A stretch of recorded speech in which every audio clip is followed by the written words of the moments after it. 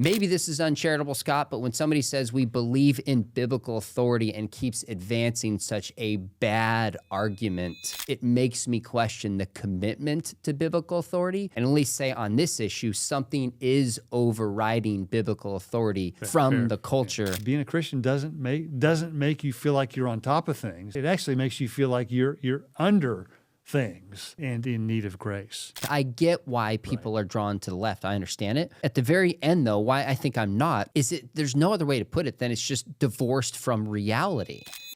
Should Christians be leftists? Can leftism consistently be wed with a Christian worldview? And is leftism gaining ground in the church and in the culture?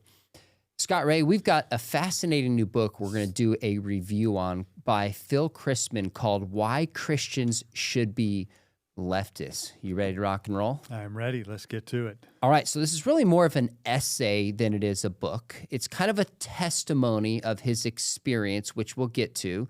But before we dive into the case that he makes, what does the author mean by leftism? What are we talking about here? Well, he distinguishes it from liberalism.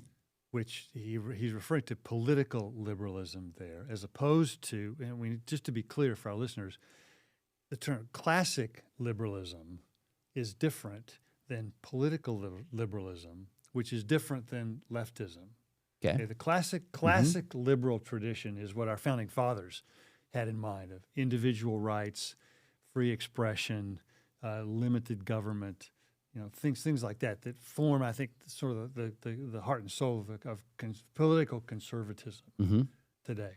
Political liberalism is a different view of that, which takes a larger view for the state, heavier taxes, more services, things like what we might call democratic socialism, which is we see in Scandinavia and parts of Europe, where it's just a different arrangement where taxes are higher, services are more provided, and there's less space for what we call mediating institutions that stand between the state and the individuals.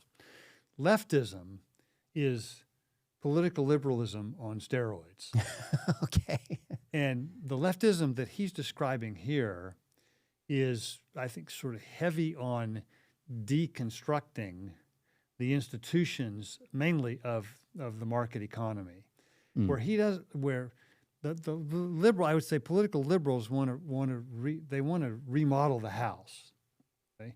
Leftists want to tear the house down and create something new, create an entirely different system, because he describes the political liberals as being complicit with capitalism. He does. That's right. And so what that suggests is that he wants to dismantle the whole apparatus and start over again. Right? Now, of course, what the starting over again looks like is a lot trickier than dismantling the current one. But that's basically what he means by leftism. Is that how you read it? Yeah. So he's not talking about theological leftism, although we see that seep in here at times. It's more political. And so sometimes we tend to think, well, those to the right of us, wherever we are fundamentalists. And those a little bit to the left of us, we might call liberals or leftists. He is way to the left politically than probably most, if almost any, at least in the evangelical world. So he functionally... I think that's true. And I think he would be far to the left of most in the Democratic Party. Yeah, he has a chapter why the Democratic Party doesn't go far enough. We'll get to that. Why classical liberalism doesn't go far enough. Yeah, I mean, classical liberalism, he wants very, very little Nothing to do with. Okay, so he says here on page 67, leftism would mean either heavy taxes on or common ownership of the sort of property that produces wealth. So he really means socialism, but in many ways is also very favorable at times towards Marxism.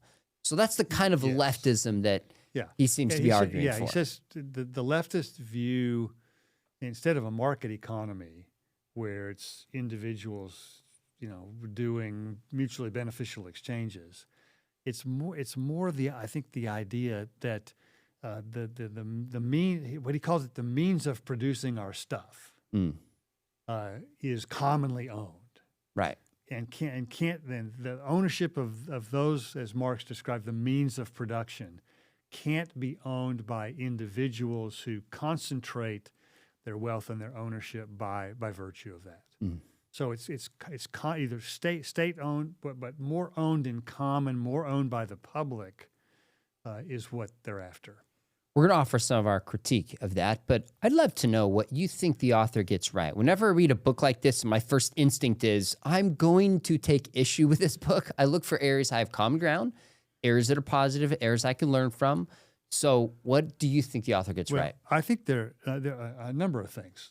First on my list is the biblical mandate to care for the poor. Okay.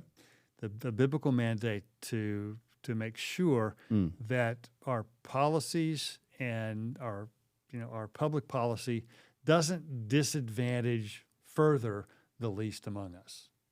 Okay? And I think that's a biblical mandate that I think he gets right. Okay. The other one that I think is really strong that I think he gets right, and this is a critique of capitalism in general, is it does lead to overconsumption. I mean, I think we all could benefit from deaccumulating the amount of stuff that we have. In fact, one of my worst nightmares is that my wife and I are going to pass prematurely and leave our kids to sort all that out. And God forbid. I think he rightly recognizes the importance of politics, and I think he gets the definition of that right. He gets that exactly right. I was curious if you thought that. Yeah, and this is why we've said before, Sean, that this is what makes politics fundamentally a moral enterprise. That's right. Because it's how we order our lives together. And economics is intertwined with that, because economics, to go a step further, is how we balance the burdens and benefits of how we order our lives together in community. Those are all have significant moral overtones, and I think he gets that right. And I love, toward the end, he says, the essence of Christian faith is that we're all sinners in need of grace. And if being a Christian doesn't make you feel like you're on top of things, it actually makes you feel like you're under things and in need of grace. He points out we live in a moral universe, which he's right. There's more morality. I think he's right that God has embedded a moral framework into the nature of reality, and our intuitions every day tell us that that's true. And every time somebody is the victim of injustice, your relativism goes out the window because people say, "No, I've been wronged."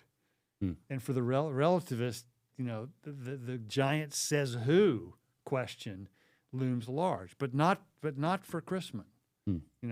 Ultimately we live in a moral universe because God said these things are right or wrong. He offers a critique. He doesn't have a lot of tolerance for woke stuff, which I appreciate. He points out scientism. He has. Let's just say he doesn't have his faith in science to be able to take over what would be lacking if you put religious faith on the back burner is not high.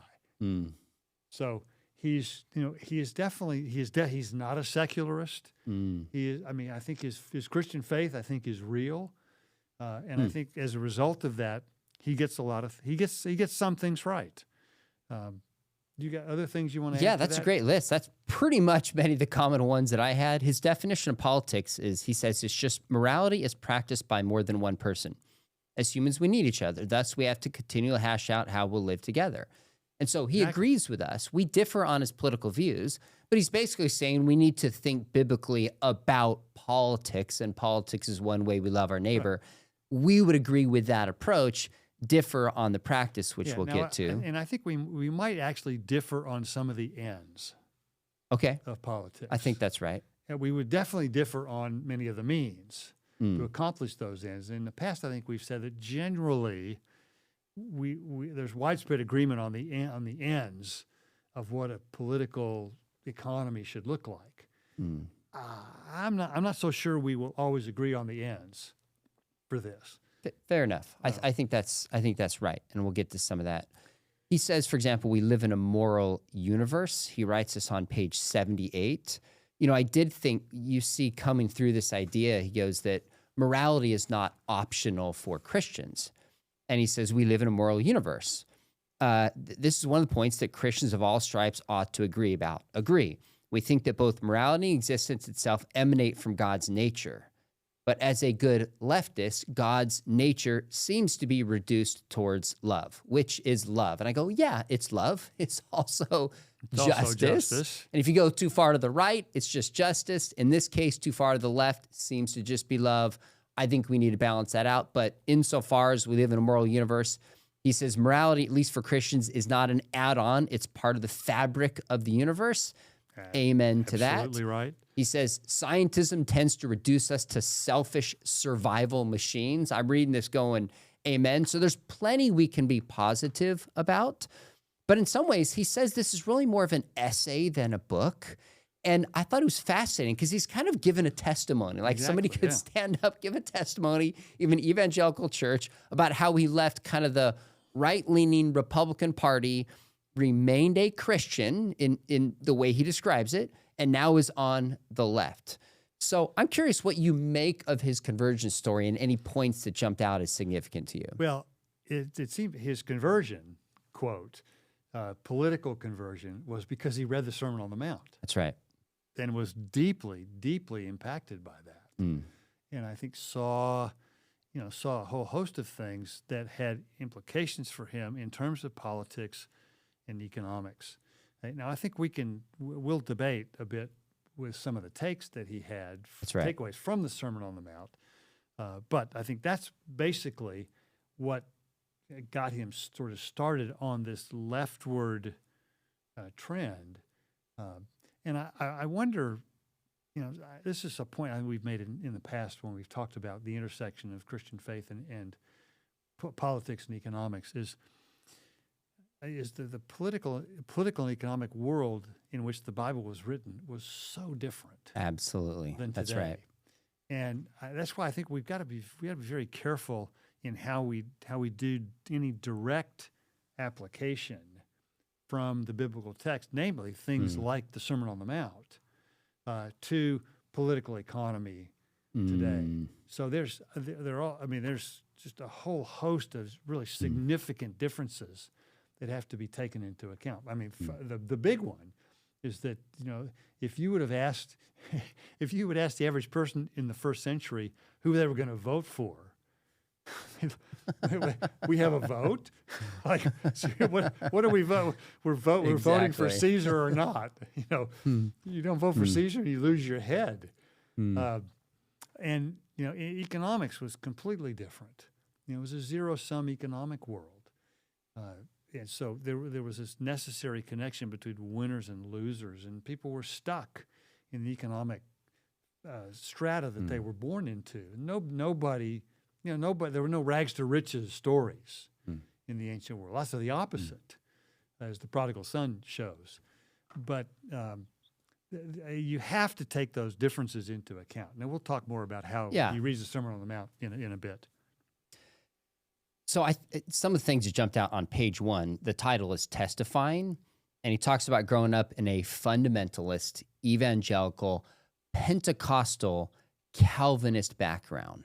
Now, I don't want to... That's quite a combination. It is, and my point is not to pick on any one of those, but I've written a book on deconstruction, and just you hear this over and over again when people move to atheism, agnosticism, progressive Christianity. There's very much a reaction against the way somebody was raised. And I think what this sounds to me like is the sub-theme underneath this is religious rigidity. I think that's right. And that's a part of the theme that we hear, understandably so. But in his mind, he's like, instead of chucking the faith, I want to hold on to Jesus, but re-envision what that looks like politically and economically is how he approaches this. So we don't need to talk about this, but he walks through how he assumed that the Republican Party was exactly what it meant to be a Christian. He's concerned about the wedding between the two. He taught his case of how he went left is he feels like President Barack Obama was just completely attacked by Christians in terms of being a secret Muslim and his character, etc. The economic crash of 2008, He talks a lot about that. Talks about Michael Brown and Tamir Rice and some of these stories, Eric Garner, Freddie Gray, that started to emerge about 2012, 2013, really shaped him. And he felt like concerns about wokeness and CRT were just a diversion from the issue. Donald Trump put him over the top. He's like, once people can support Donald Trump and call themselves Christians, I'm out. The Me Too movement, the pandemic. I'm just trying to give people a sense of, and we're not going to go into this narrative, but they have a sense of where he came from and how it frames where he's at now. You can sort of see one domino falling after another. And you get to the end of the dominoes, and there's not much left that he was wanting to embrace, except for, I think he still embraced the scriptures. He still embraced his relationship to Jesus. Now, I think we read the scriptures. We read the scriptures quite differently as a result of that. And I think we all have our lenses through which we read the scriptures. And I think let's just say, I think some political, economic lenses are stronger than others for some people. Sure. And I think it's less clear, Sean, which came first, the political reorientation or his that's an reading of interesting Scripture. question. And I think for him, the Sermon on the Mount probably came first, and that was that was what kicked off the dominoes falling. But it's not as clear that he continued to read the Scriptures, I think, through without those pretty strong left-leaning lenses. You're right. And some of what he talks about here in the Sermon on the Mount was it suggested a life that was available to me and to them. I felt the possibility of universal solidarity as opposed to this kind of Darwinian winners and losers approach on the right. You had this universal solidarity we should lean into, which is a theme we always hear on the left. So he's drawn in by that.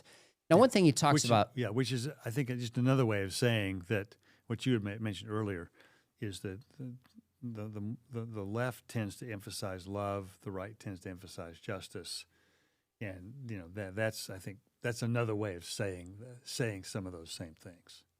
Right. Okay. Fair enough. So we're gonna come back to some of the issues that we've just peppered on here, but early in the book, page 25. He raises some of the questions of what this means for the LGBTQ conversation. And part of his leftism, which seems to always occur in my book, maybe someone could find exceptions to this, involves a rejection of the historic Christian view of sex and marriage and embracing LGBTQ relationships and identities.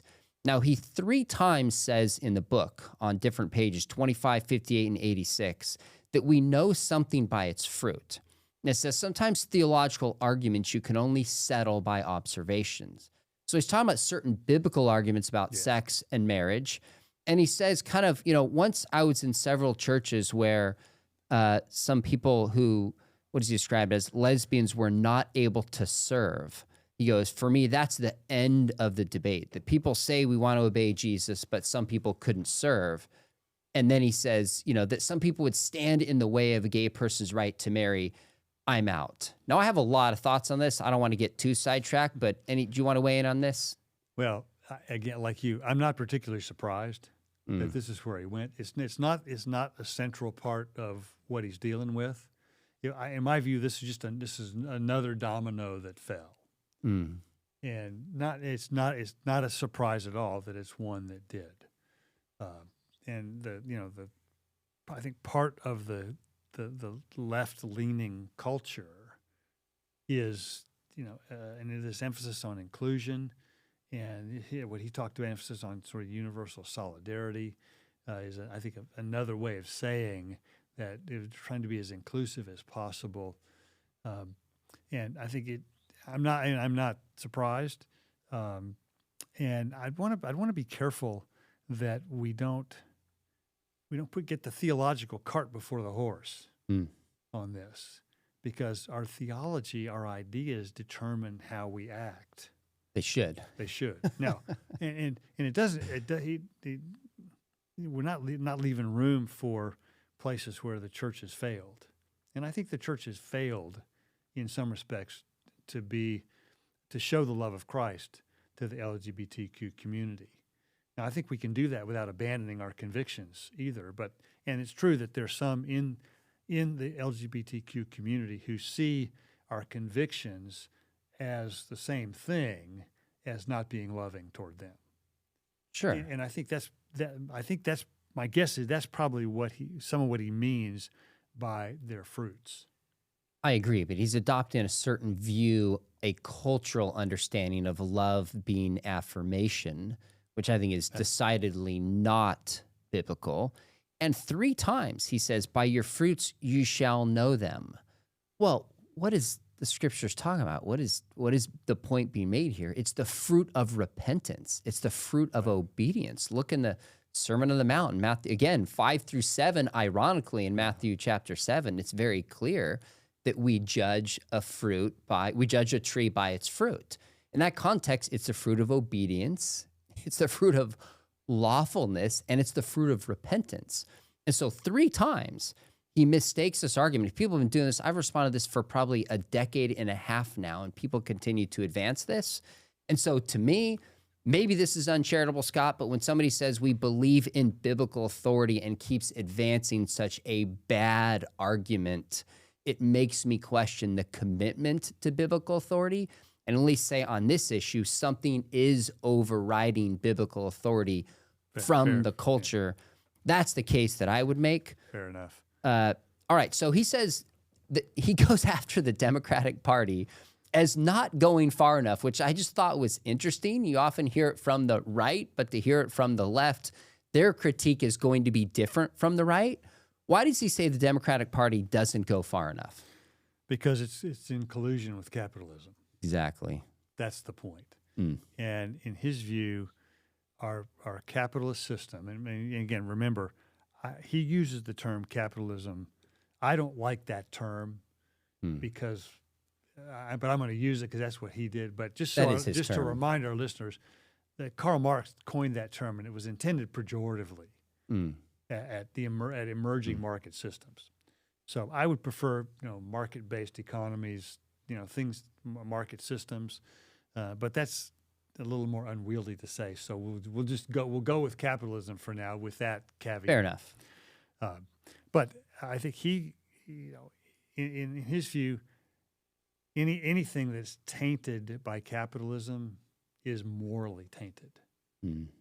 And what I don't get is I'm not sure how you can live in the world without being in some form of collusion with capitalism. If you were buying and selling things on the open market, such as a book, market exchanges are sort of the way we get out of subsistence level where we produce everything that we own. And we'll come back to that in a minute too. But that's basically the reason, Sean, is he would like to see the capitalist system dismantled and replaced with something different, something that he calls, what's the term he used? Private. What do you say? Adequate. We'll come back to that resources. System. Yeah. But that, but the tension, I think, is that if you're going to deconstruct something, you have to reconstruct it too. And it's pretty heavy on deconstructing market systems and pretty light on what's going to take its place. And so we'll come back to that. You're right, though. On page 63, he says, even the Democrats are always in practice in some amount of collusion with capitalism. So capitalism is the ultimate bad guy, the cause of suffering in the world. And so he says Biden, as I expected, was horrible. And so, by the way, his critique of Biden helps us understand what he means by the left. He says he offered unqualified support for Israel's ethnic cleansing campaign in Gaza. So being on the left is completely, seemingly abandoning and critiquing Israel. Really strong climate change policies, forgiving billions of dollars in student loans. These are the kind of things he holds up. Bernie Sanders, Rashida Tlaib, Ilhan Omar as kind of brave and constantly fighting the right kinds of battles. So that's the leftism that he's leaning into. Although Bernie Sanders has a very healthy net worth. Of course, yeah, separate issue, fair enough, but and gets really nice based on honorariums capitalism too. He does. Okay, so how do you? There was a statement in here that he made. Let me see. It's on page 24. I'm really curious you're taking this because you've written a lot on capitalism. He says, it is now at least possible for a person to say, write a book for a major Christian publisher that says, why not consider socialism? Now, this is Erdman's, so it's a little broader than, say, like a Baker or a Zondervan or, Harvest House publishers. But it's a Christian publisher. Is this new, and does that surprise you? Well, I would have expected a different publisher. Oh, on this, I would have expected something like Orbis or Mary Knoll, okay, which are the Catholic publishers that have been advocates of that's liberation theology around the world. So that's the part. The imprint was a bit of a surprise to me. Although I'm not surprised that Christian publishers are publishing it because, as we've mentioned several times before, there's this fascination with socialism among millennials and Gen Z today that did not exist among my baby boomer generation. And part of the reason for that is because Gen Z, I think, has a very fading memory, if at all, of what life was like in Eastern Europe under communism, where socialism was tried. I mean, socialism was tried in Cuba, North Korea, Soviet Union, China, all sorts of places around the world, and every place that it's been tried, it's been accompanied with tyranny for one, and economically, it's proven to be disastrous. And the reason for that is because the state can't read the minds of individuals who make their preferences known by the exchanges that they make in the marketplace. The state can't figure out what's best for individuals apart from those market realities. And that's why the markets reflect our values for better or for worse. Now, sometimes it reflects them for worse. And I think he's focused on the way markets reflect our values for worse. Okay, but this is, I think, quite consistent with some of what we've seen, the Gen Z fascination. It is. With socialism. And there's a difference between a Gen Z fascination with it and a Christian publisher opening the door to socialism, making a case, or to a book making a case for socialism. So to me, it's a sign that I'll be looking for more to see if we see a normalization in that direction, which I'm all for arguing ideas, but I have some real issue we're going to get to with some of the arguments here. So what's your take on this? Is it possible for someone to be a leftist in the way he characterized it in the book and a Christian, or are they mutually contradictory positions? I'll answer that, and then I want to sharpen the question. Okay, do it. Because I'd rather answer a different question. Okay. And the reason is because I think the Bible is clear that you believe in the Lord Jesus Christ and you will be saved. Okay. Nothing about political, economic, entailments of that. So I don't think anything in here disqualifies him from naming the name of Jesus and being saved. Okay, I would say is being a leftist in the way he describes consistent with faithfulness to Scripture. Okay, or consistent with a Christian worldview. And that's a different question. Yes. And I think the answer to that is probably not. Not to mention the LGBTQ stuff we've already talked about. Yeah. But I think there's just some problematic things in the view that leftism takes, mainly on economics, that I think run counter to the notions of human beings being created with freedom in the image of God, with dignity. And that, Sean, everywhere this has been tried, those things they've just been wiped out. And there's a funny thing about utopias. There's only one time where utopia is not going to have tyranny. And that's when the Lord returns and consummates his kingdom. And we will have a utopia with a benevolent king without tyranny or coercion.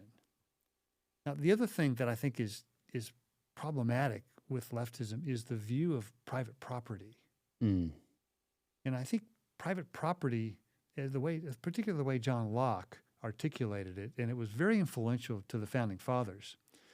Locke's view was that the view of private property was an entailment of our rights over our own lives and our own bodies, because he saw the fruit of our labor as an extension of our right over our own body.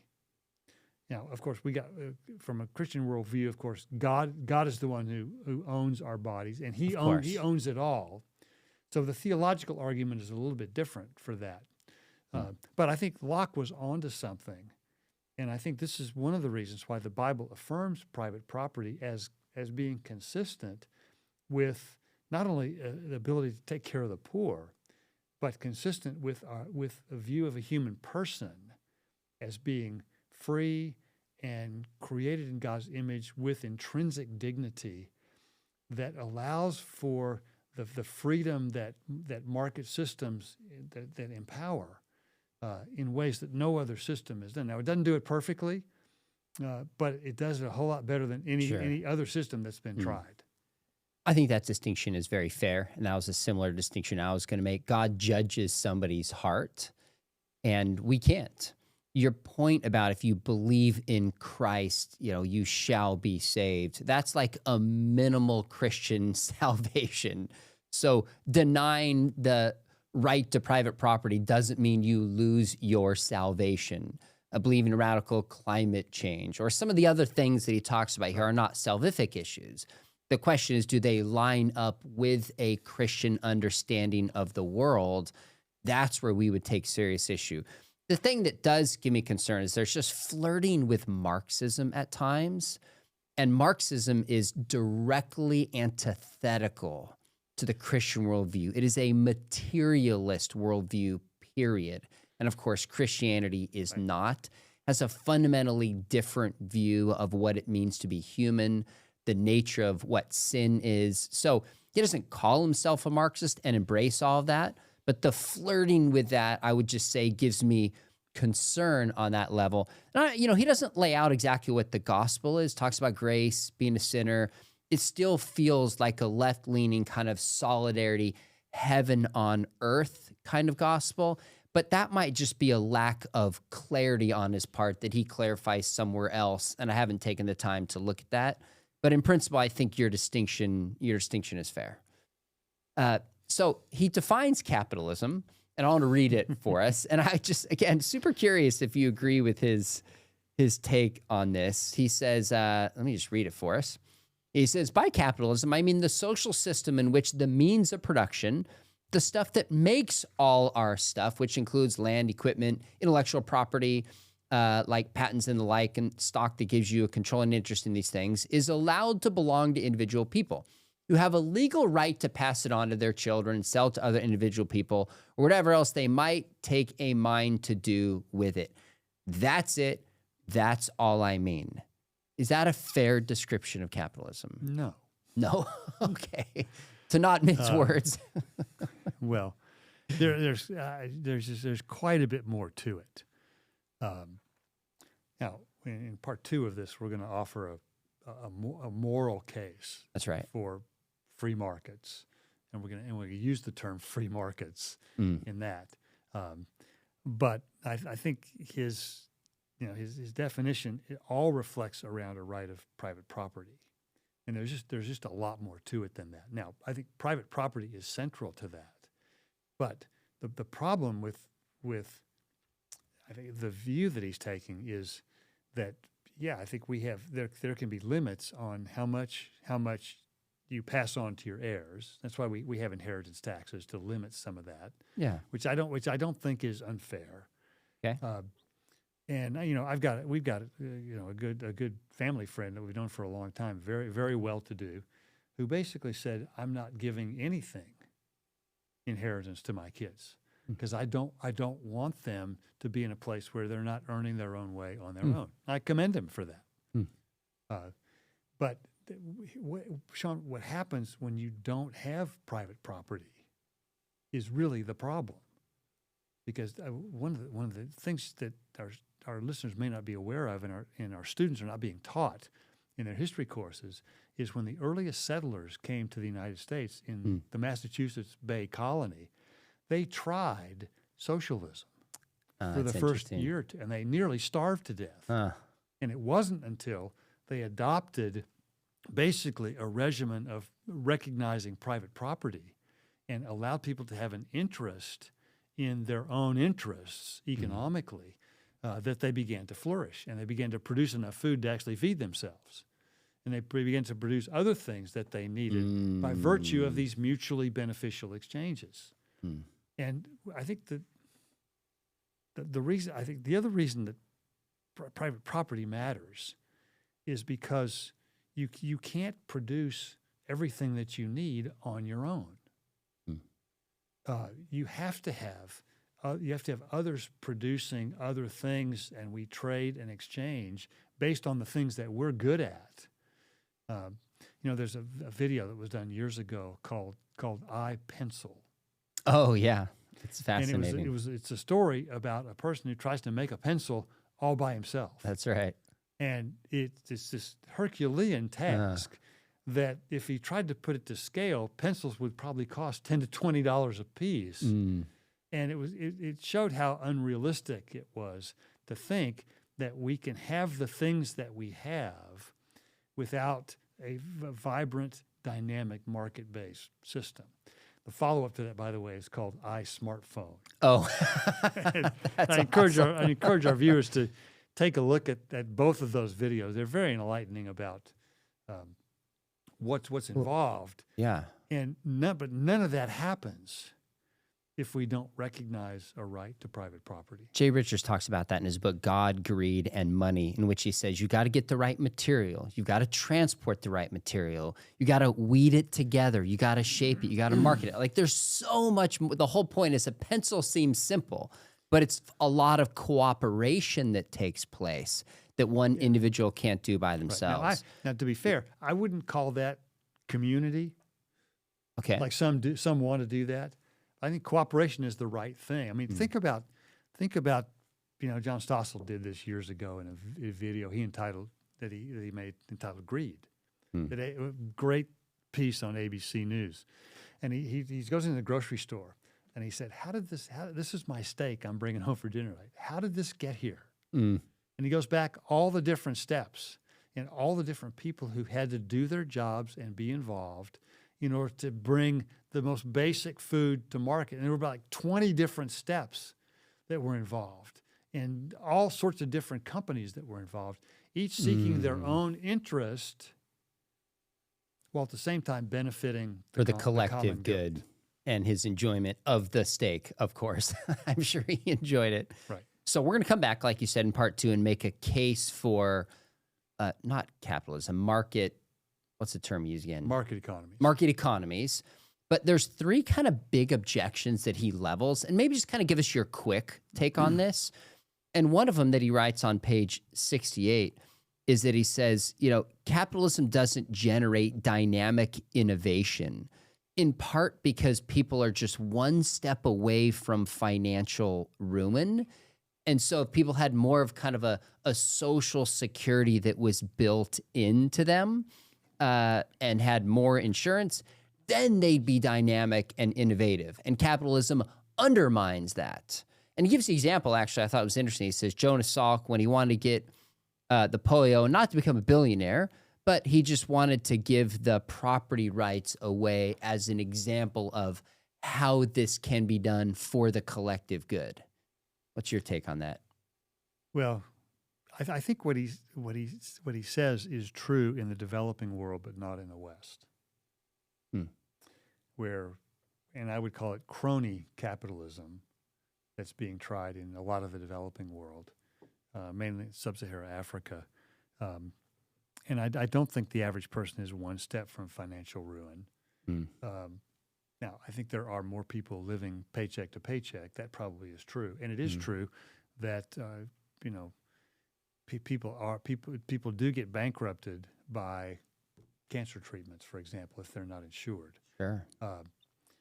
Now, there's a lot more discussion about that, but capitalism, there's no doubt, and the empirical evidence is beyond dispute that capitalism generates dynamic innovations. Now, there's just that. I mean, his statement about capitalism not doing that is just patently false. Because, I mean, we go on and on and on about the innovations that market-based systems that allow people to benefit from the fruit of their labors and from taking risks. And we forget entrepreneurs are the ones who provide the vast majority of jobs. And it's companies that are under the size of 50 that produce like 75% of the jobs in the United States. And so without entrepreneurs being willing to take risks, and they risk it all. They do. And lots of entrepreneurs fail for a variety of reasons. And the ones that succeed often do so spectacularly. But remember, some of the most significant entrepreneurs, Jeff Bezos didn't make a profit for probably 15 years. I didn't realize it was that long. It was a long time until people trusted the internet that their financial information was going to be safe. So I think Salk, is a wonderful example of charity and altruism.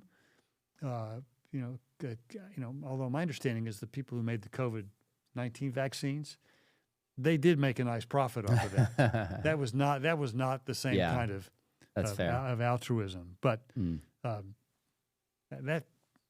that's just patently false. Yeah, I think these are the exceptions that kind of prove the rule. Like if you were counting numbers here, the amount of people that built businesses, like you said, that hired other people, created products that worked for the collective good, were not motivated by these very things and would not have been motivated by these very things. So you can find an exception here or there, isn't going to set up a pattern that this will work as a whole, because like you said, it actually never has. One of the arguments he makes at least twice in here, and you see this a lot in kind of the mainstream media, is he talks about how we outlawed non-penal slavery in the U.S., but that especially in developing countries, slaves grow our chocolate, build our iPhones, work on the stadia that will host the World Cup. He says, whatever you call our economic system has not fully outgrown the slavery that attended its expansion. So should we blame the U.S. for enslaving people around the world for our own greed because of capitalism? Way overstated. And the exceptions don't make the rule. What I want to be careful about, Sean, is that we don't equate employment with enslavement. Okay? Those are two different things. Okay. And I caught glimpses of where, all the examples that he cited were these extremes. He didn't cite the examples that way outnumber them about people who, take jobs voluntarily, they leave them voluntarily. They're mutually beneficial exchanges. I mean, you and I, we get paid for coming to teach our class. We agree to do that. It's a mutually beneficial exchange. Nobody's forcing us to do this. We can both leave these at any time we want to, though I'm hoping that neither of us do. But to equate employment with being enslaved, I think is hugely reductionistic and just doesn't appreciate just what a labor market actually is. I think he also does not talk about places like in, say, China and the actual slavery of Uyghurs over there. And that wouldn't get, if he was right, that wouldn't get capitalist countries off the hook for what they allegedly do. I think your point still stands. But to just single this out as if it's a unique problem of capitalism is Well, completely narrow-minded. and I'm not giving 3 cheers for sweatshops, but I'm giving maybe 1 or 2, because if in the parts of the developing world where those exist, yeah, the conditions are unethical and should be illegal, but if those people don't have those jobs, those factories aren't there. Sean, what are their alternatives? The alternatives are, begging on the street, or, selling their children, or, prostitution for women. There just aren't good alternatives. So yeah, there are things problematic about that, and I'm not an apologist for those. Sure. But I think those do provide meaningful jobs, and in some parts of the world, Sean, families don't have a choice but to send their children to work, because they can't feed their families without that.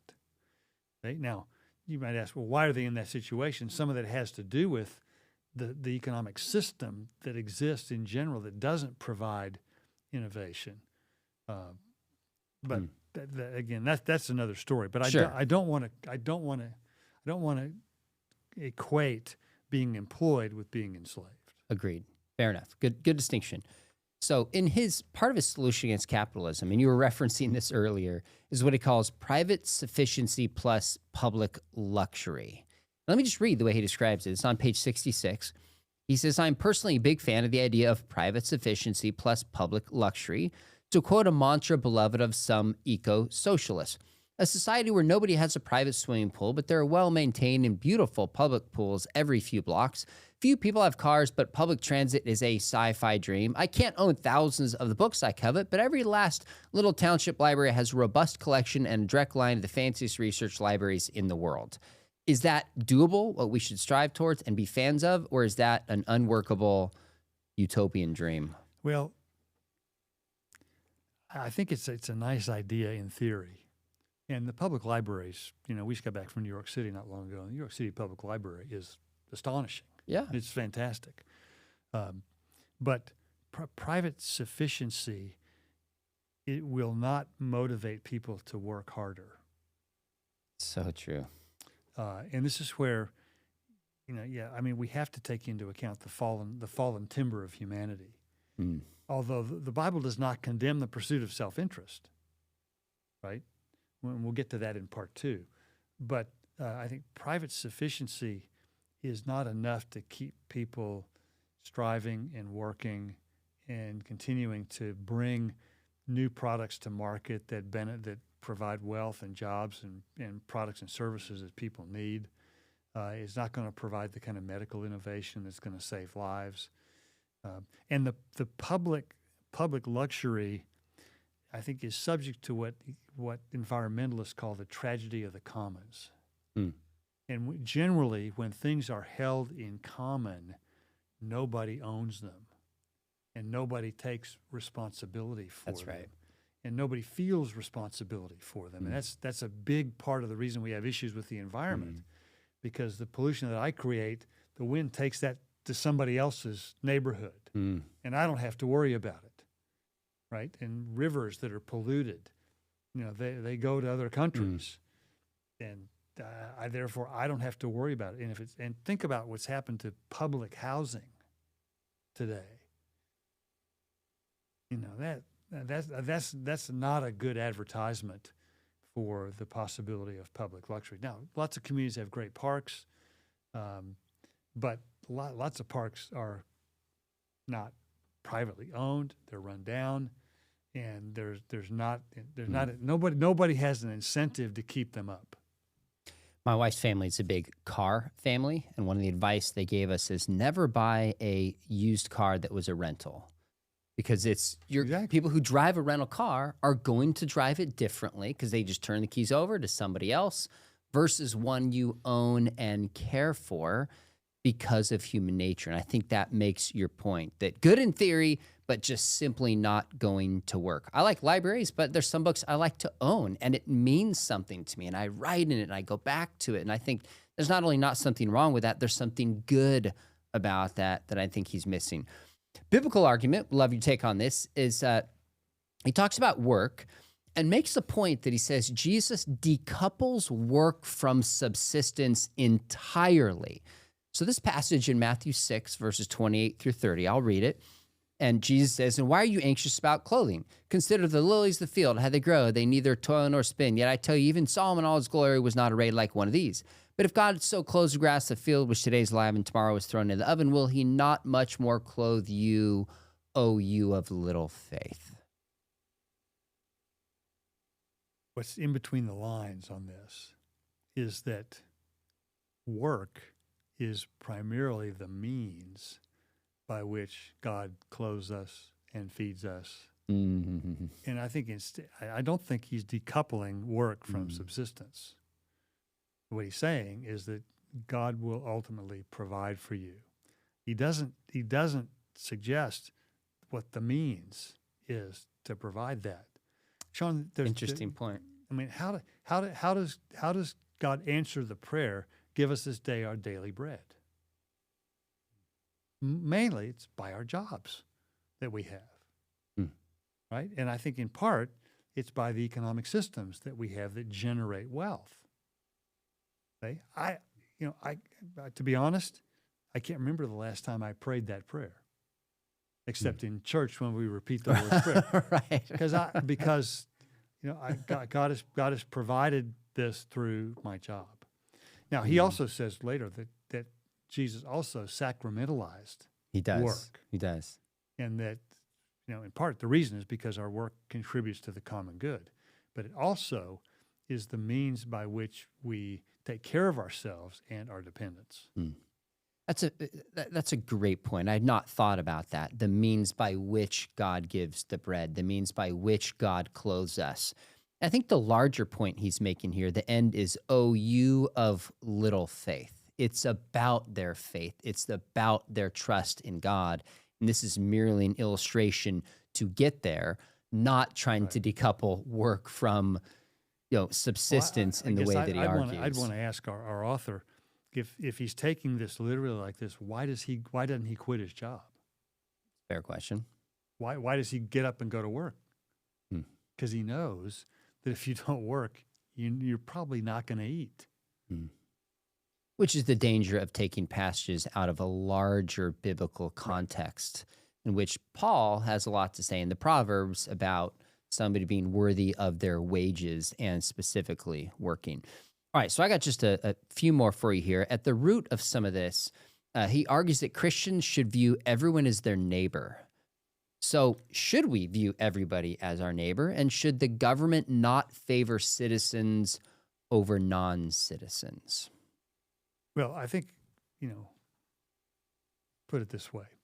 The parable of the Good Samaritan suggests that our neighbor is anyone who has a need.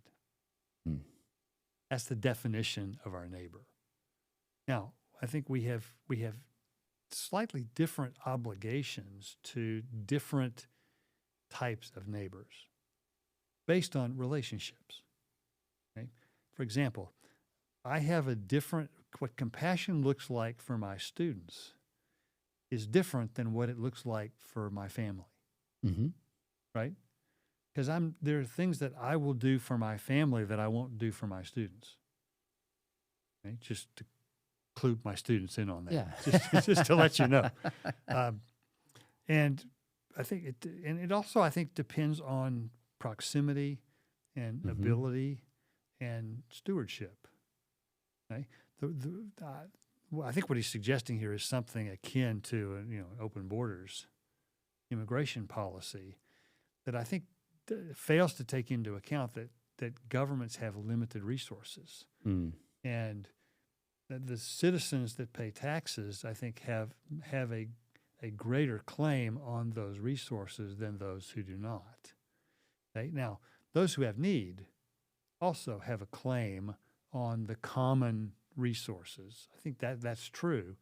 But I don't think governments are necessarily wrong to restrict those exercising those claims to those who are citizens. Right? Now, I think that we need to leave some room for people who are non-citizens as a safety net. I think for example, I think they ought to be provided with medical care because that's a public health concern if they're not. But I think the combination of open borders and a welfare state is a prescription for, I think, a stewardship disaster. Mm. And I think that's probably not quite what's taken into account. I think that's fair. I don't know. We could have a discussion about this. You might be right. Whether the point of the Good Samaritan is that my neighbor is anyone in need versus we should not just assume that my neighbor is those who are like me and I get along with, but it expands my boundaries to include somebody like a Good Samaritan. Wait a minute, they're my enemies. And obviously, the Bible's not going to address the age of the internet where we're aware of needs around the world and the impossibility of managing that. I mean, right now, my wife, we have a neighbor who's not doing well, and she was shopping yesterday and went over and delivered food to her and spent an hour just talking with her. There's a responsibility to somebody across the street from us that you don't have equally to somebody on the other side of the world. Doesn't mean we don't care about them, doesn't mean we don't give to them, but it's weighted more heavily. I don't think it's, weighted more heavily. It's not possible to treat every single person on the planet as a government or an individual, nor should we, it seems to me. That's sort of what I meant by proximity. Okay, fair enough. Determines the weighting of it. That makes sense. So a couple last questions and we'll wrap this up. I'm curious at the very end, he has this suggestion about how to move forward to get people to become leftists. And he says, we need to recruit Christian moms of all genders. So in part, there's the angle of like, do we need to recruit more moms than more guys? And this is probably such a stereotype, but some would say the left can lean towards more feminine compassion. The right can lean more masculine with justice. And these are just kind of stereotypical ways sometimes people will characterize that. So for someone in the left that leans into compassion and solidarity to say we need more moms, it's interesting because in this moment, we're seeing more guys, at least in the US, become more conservative and more women leaning to the left a little bit. It's an interesting moment to say that. So there's that piece, but then Christian moms of all genders. Yeah, we should just point that out and then otherwise leave it alone. I do have. I know you can't. I have to. At point when you say that, I'm like, I'm sorry, you have left. The Christian faithful farm. That is nowhere in Scripture. You've left the idea that a biological male can be a mom it's an insult. I hate to say it. I'm not to an individual person, but to the clear teachings of Scripture, Genesis, all the way forward. Right. Yeah. He says we need to recruit Christian moms because they get things done. That's why. That's probably which sounds, true. that sort of wipes out that masculine, feminine characterization that we were going for. But, I get why he wants to recruit people to the cause, but I think the hard left is a really hard sell for most people. And I think this is why, the candidacy of folks like Bernie Sanders never really went anywhere. So it's a tough sell because people recognize that incentives matter and that you have to account for reality in a fallen world. And markets do a really good job of that. We're going to talk about that in our next episode, but I feel in some ways it feels like a tug in between my heart and my mind because a lot of things he writes, my heart goes, yeah, I want solidarity like that. I want to have this universal connection with people and care for the poor and the environment. Like some of the stories he tells are pulling on the heartstrings. Like I get why people are drawn to the left. I understand it. At the very end, though, why I think I'm not, there's no other way to put it than it's just divorced from reality. He writes on page 162, one of the most important things about leftism is that it is a rejection of the existing reality in favor of moral values that no society has made concrete yet. And I go, yeah, it hasn't made it concrete. Why? because it doesn't line up with human value. It doesn't line up with economic laws. It doesn't line up with human nature and our self-interest. So it's not that we haven't tried it yet. It's that we've tried it and it's failed. And that's the consistent record. So I'm not a leftist because I don't think the Bible supports it. And even if I wasn't a Christian, I wouldn't be a leftist because it just doesn't match up with reality. It doesn't work.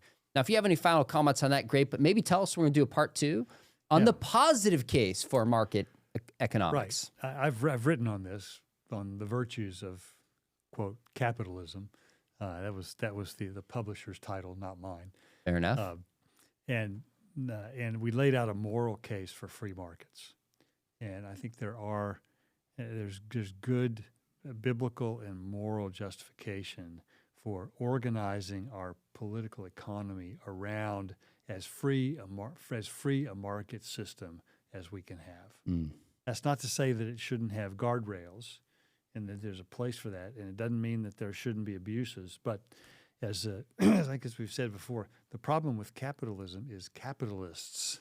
The problem with socialism is socialism. That it's the problems you mentioned, that's intrinsic to the system. That's right. And whenever it's been tried, it has failed.